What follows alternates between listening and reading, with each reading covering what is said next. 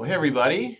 Thanks for attending our webinar, Get Your Business Ready for 2022, the 4 Essentials to Marketing in the New Year. I'm Peter Wilson, the president of bizmarketing.com. Our motto is we help businesses win online. And I'm hoping that today will help you win a little more in 2022. We've got a nice lineup today of folks with us. First off, we have Chris Goldman. He is our marketing strategist, and he's also a business coach. We've got Emily Cadell, who is our director of marketing. And we've got Kyle Rhodes, who is our designer. So we are going to dive right in. We've got 4 different topics to cover here today, and we are going to start off with Chris Goldman, and he is going to talk about messaging. So go ahead, Chris. So we're going to talk about messaging in 2022, and you and I live in a culture that's constantly shifting, and every time culture shifts, language shifts with it. And whether people like it or not, Google even tried to do the image search thing for a while that did really well. People still use words to search for your services, and that's why your words matter. So let's look at the first topic here, Pete, as we jump in. And it has to do with the elephant that's still in the room, we wish wasn't in the room, which is COVID-19. But we learned something in the 2021 election that's pretty important for us to pay attention to. When they polled voters what influenced their vote most, COVID wasn't even in the top 3. So what we learned from that is that Americans are trying to move, they want to move COVID into the rearview mirror. They want to get it behind them and move forward. And every time that happens, people just kind of get whiplash because it jumps back in. So one thing I want to encourage everybody is to make sure you stay current on COVID and your messaging. For example, a lot of you may have banners still across the top of your website that are saying open during COVID-19, and you put that banner up in the spring of 2020. The question you need to ask yourself, is that banner still necessary, or does it kind of date me or make people think that I'm out of relevance in our culture? So I want to ask that because, for example, if I'm a service that's going door to door in people's house, people are going to need to know that, yes, I'm still active and working during COVID. However, if you're a retail store, they're going to assume you're open. And so that banner that was very helpful 2 years ago may actually be a little bit of a turret now and need to be customized. You want to look at that. The question is in what ways am I living in the past relative to COVID? Because if your customer base is wanting to move forward, you want to do everything you can to allow COVID to live in the back seat while still keeping everybody safe and healthy. Now let's look at our next conversation here, which is evolving language. Language always evolves, but sometimes we don't. We forget to evolve. So I was looking at, what are terms that have changed meaning in the last couple of 3 years? And I just gave you some examples here, and I'll explain why I'm using some for the younger audience here. For example, salty. When I used to say that somebody's language was salty, that meant that it was a little bit, off color. Salty today, for those who are in their 20s, typically means jealous. Something extra doesn't mean an added bonus. It means that they did something a little extra. They brought something to the table. The word transitioning definitely means something different today than it did 5 years ago. If you have an employee, for example, that's transitioning, that means something different today than it did just 3 years in common terms. Flex doesn't mean to be flexible. It means to show off a little bit, flex a little bit. And POS, if I ask business owners, what do you think of when you think of the acronym POS? Some of you are going to say, position of sale. Some of you are going to say piece of, and you'll finish that. But did you know for the younger generation, it means parent over the shoulder? Now, what am I saying about this? First of all, don't try to be trendy in your language and your messaging. You can really date yourself and try to be something you're not. Be authentic with your language. But it might be worth a language audit. Get somebody to sit down that's 18 to 25, 20 to 27, and say, would you read through my website and see if I'm using any language that has transitioned for the younger generations and it makes you giggle or it makes you think, oh, they're out of date because you want to stay current. And lastly, as we know that mobile devices and viewing mobile, I mean, over 60% of all websites are visited primarily on mobile. And you'll hear more about that in a little bit. It means that mobile must modify your messaging. And here's what I mean. You can't put 150 words under one block on your website and expect somebody on their mobile device to actually keep swiping through that paragraph after paragraph. It's got to be good, dense, thick language. And that's really important for us. Let's go to the next slide here, Pete. And what we want to do now is we want to talk about one other thing that's going to really be forefront in 2022, which is inflation. It's already here. Now, as a general rule in messaging, here's what you need to know. Your empathy for your customer should always lead your authority.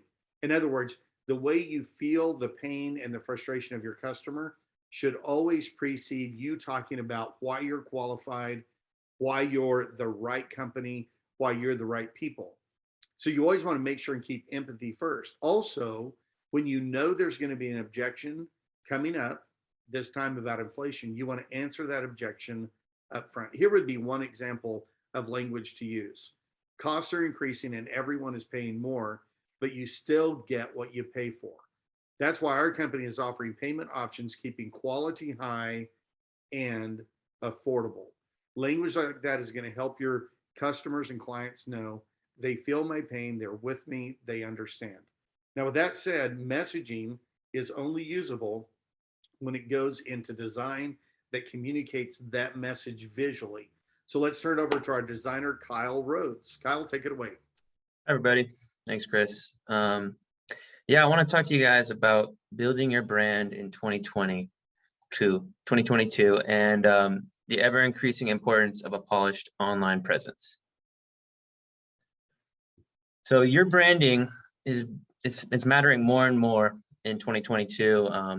People, when they go to your website, they judge a book by its cover, and your online presence is a representation of your brand, and you want to make a really good first impression. And today, a lot of people are searching online, and they're trying to figure out which company to do business with, and they want to go with a company that communicates trust. It's a company that they can trust and they connect with on a personal level.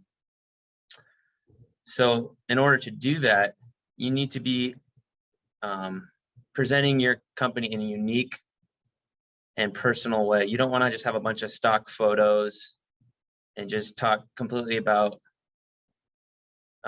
just general services. You really want to set yourself apart, and your website is a way that you do that. So so just one thing you want to just consider is your brand connecting with customers in a unique and personal way, and especially online. So that's what I want to touch on for that. But next, I want to talk to you about how you've got less than 15 seconds usually to make that good first impression online. And so yeah, right now in 2022, attention spans are at an all-time low. Like I said, 15 seconds, that's all you have to make that first impression. Otherwise, people will go elsewhere. People are having shorter transactional web experiences. They're getting what they need, and they're heading out if they don't find what they need at that website and looking for another. So what that means is you need to quickly communicate three things. First is what you do.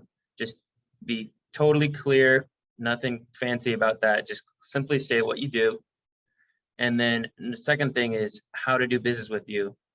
And this is the crucial thing that a lot of people don't make as easily accessible as it needs to be. You need a clear call to action, how to do business with you, and it's got to be right accessible at the top of the web page. So that's something that a lot of people miss. And then the third one is why to choose your company. And this is what I'm talking about, unique, and when I'm talking about connecting on a personal level. You need to explain why your company is different and why you can't just go anywhere else. And that needs to be within 15 seconds. So the rule of thumb is to look at your website or have somebody else look at it and just make sure you're covering those three bases real quickly right at the top of your website. And then the last point I want to talk about is how mobile matters more in 2022. And Chris talked about this a little bit. He touched on it, but today upwards of 60% of website traffic is from people using a mobile phone. And we've seen that number be a lot higher actually in different industries.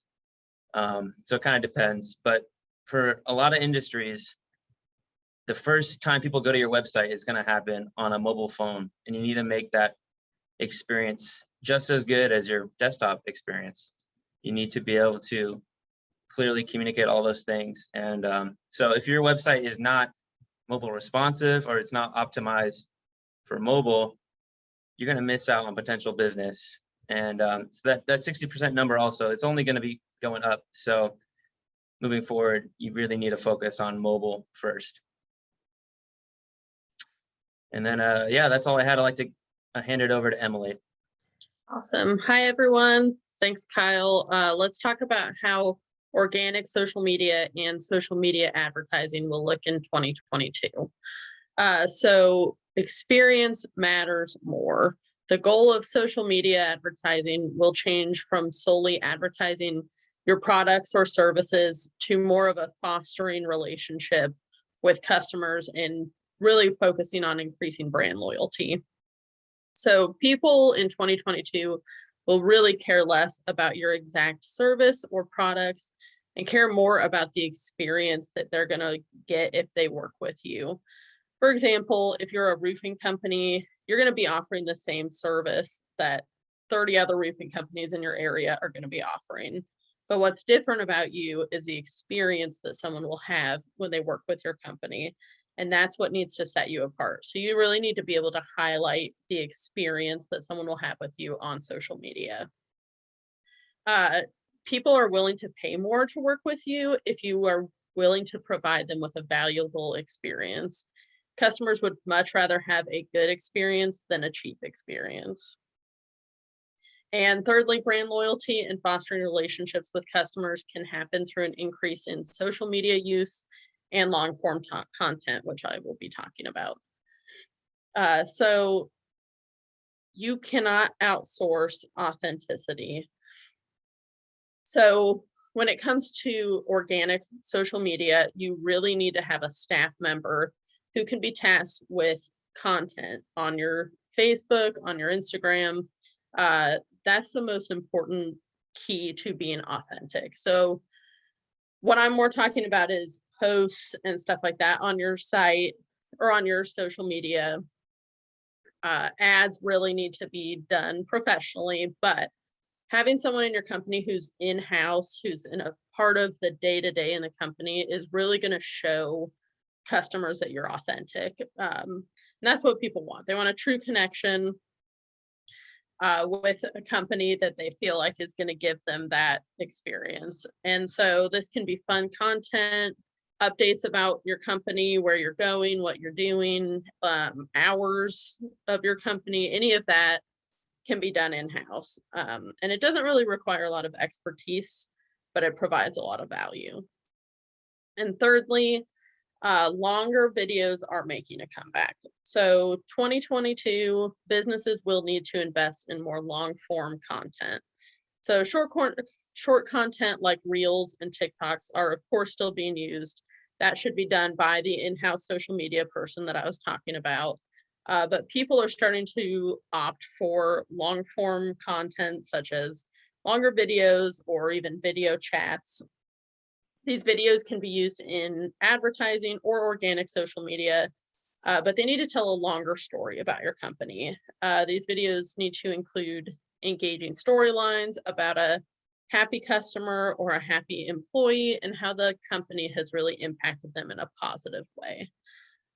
So when I'm talking about longer videos, I'm really saying 2 to 3 minute videos. They don't need to be these super long videos, but we are seeing that people are more willing now than ever to sit down and watch a couple minutes versus the 10 second to 1 minute videos.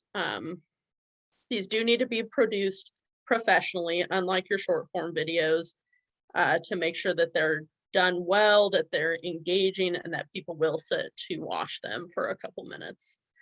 So yeah, so that's where social media in 2022 is looking, and I'd like to hand it over to Peter.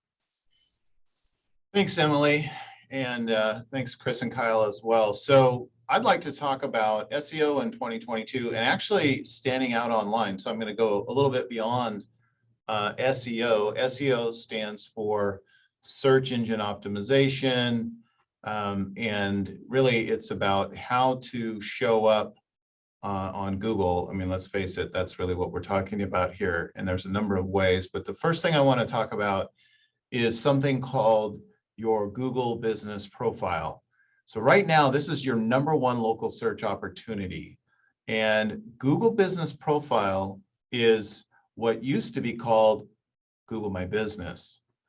They recently changed it, and I've got a jar on my desk. I put a quarter in every time I use the wrong name, but it's Google Business Profile now. So the Google Business Profile is the profile that shows up if you're on a desktop computer and you type in the name of your business. It should show up on the right side of the screen. If it doesn't, type in the name of your business and the city you're located in, and then it should show up there.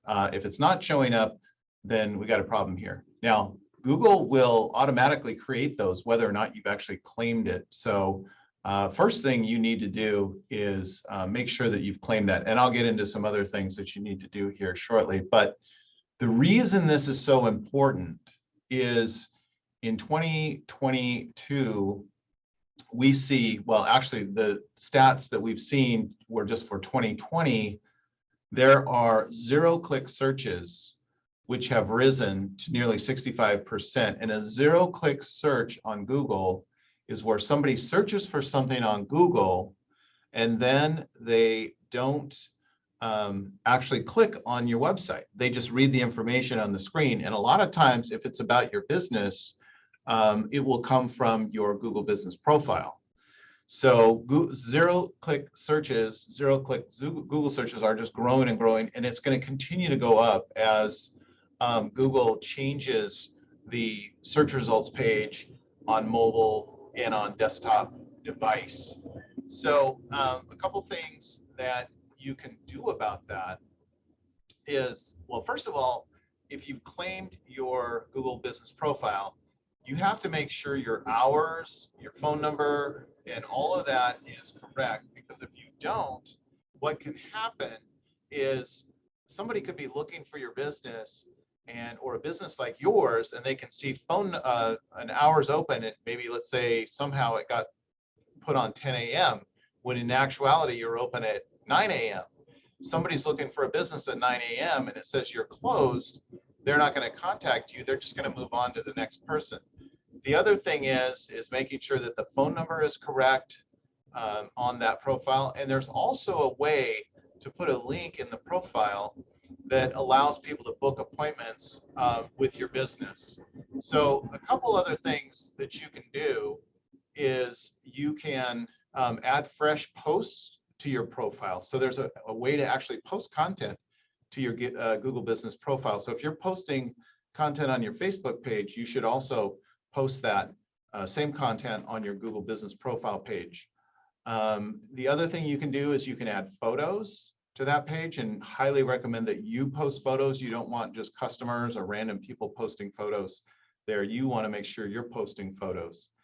The other thing you can do, and I'm going to talk about this more on the next slide, is you can request Google reviews from your customers. And this is going to help differentiate your business from others by having those Google reviews that show up on your Google Business Profile. So when you hear people talk about Google reviews, those are the reviews that show up on your Google Business Profile. And then there are some advanced features you can take advantage of as well, like question and answers. And if you do that correctly, sometimes Google will pick up that data and actually show it as an answer when somebody does a Google query.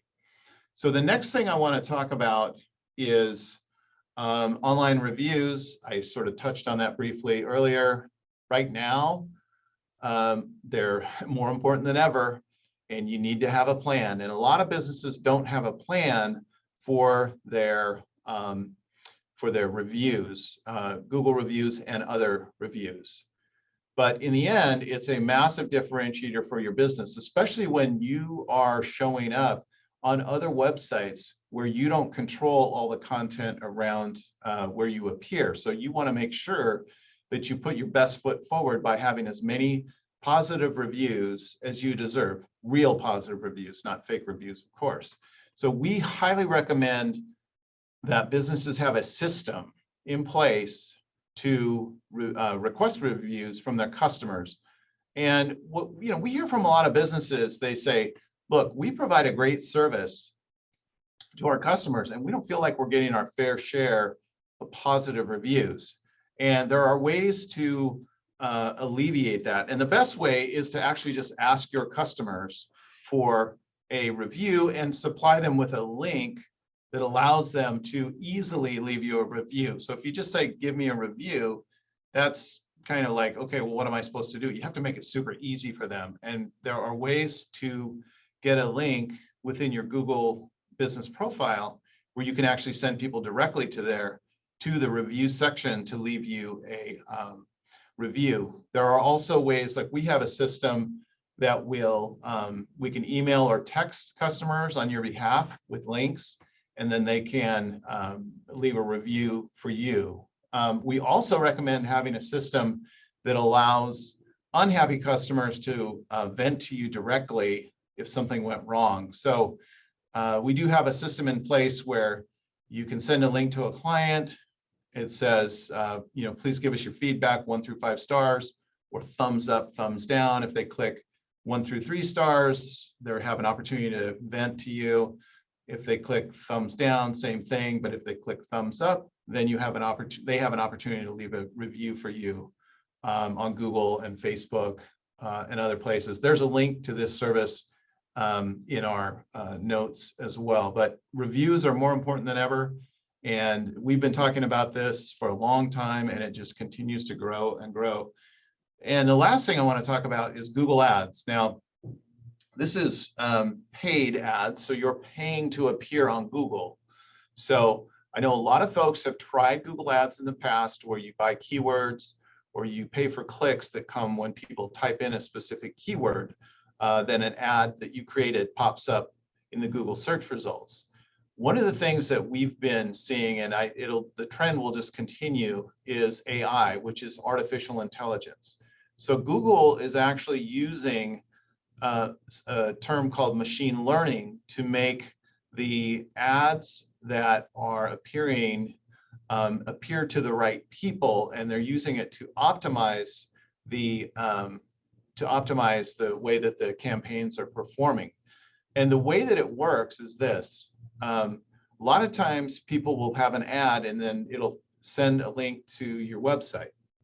Well, what we do and the way it works is you want to make sure you have instrumentation on your website so you can track phone calls that are generated through a Google ad or a form submission that somebody contacted you through a Google ad, or perhaps even a sale. If you sell things on your website, you want to make sure all that data is collected and attributed correctly to Google or whatever the source is. And then what is done is that data is fed back to Google Ads. And so it's actually like this virtuous circle. So they're using the data, the click data, because you're feeding all the positive feedback back to them. They know how to identify the people that are more likely to call you or fill out a form, and they're now dynamically bidding on the people who are searching and actually controlling the bid, how much you're bidding for a cost per click based on that data. And we put it in place a couple of years ago, and within 30 days, we saw a 20 to 25% decrease in cost per lead across the board for the clients that we did it for. And then advanced users can actually take this and go even more sophisticated and feed back sales information and profit information and feed that back to Google. So you're actually identifying the people who are going to produce the most profit, not just people who are going to become a lead, but people who are actually going to buy. And you can really get sophisticated with this, and it's a real powerful tool.